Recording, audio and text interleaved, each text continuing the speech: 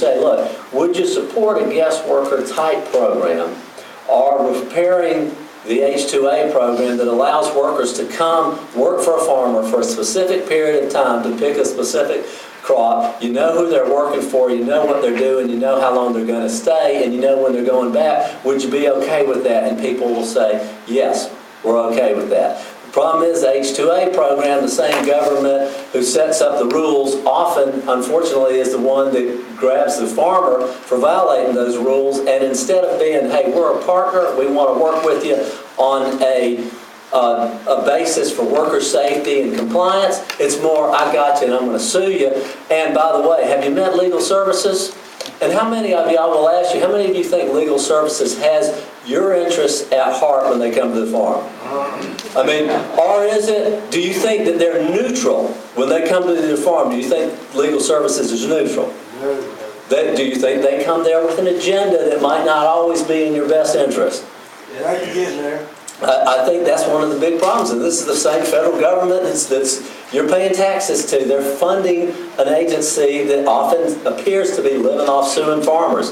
I think also another part of it would be to move H2A from the Department of Labor to the USDA.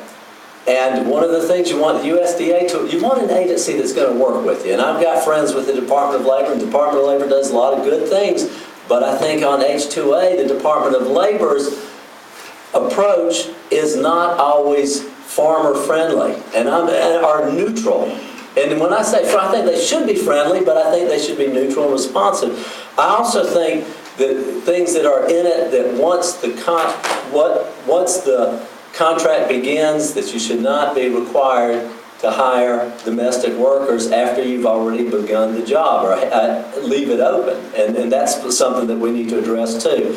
And then the adverse effect wage issue is way out of proportion for the rest of South Georgia, and the wages paid really need to be tied into federal state minimum wage standards, and you can put it at 115% of that. So those are some of the things that we want to work to fix the broken parts of H2A. There is, I understand, a movement for a separate, a completely new guest worker program, but my friend Sherry Sparks, who is retired from the Department of Labor, was telling me if you do a brand new guest worker program, all the case law that's been in effect will have to be retried until it goes through court systems again so that the dust settles. So some of the issues that are in front of us are very, very difficult, but I'm thinking that we need to punch our way through it, working on case law that's already been tried and aired rather than reinventing the wheel, because if we start back at square one, it could be years and years before we can have certainty in the law.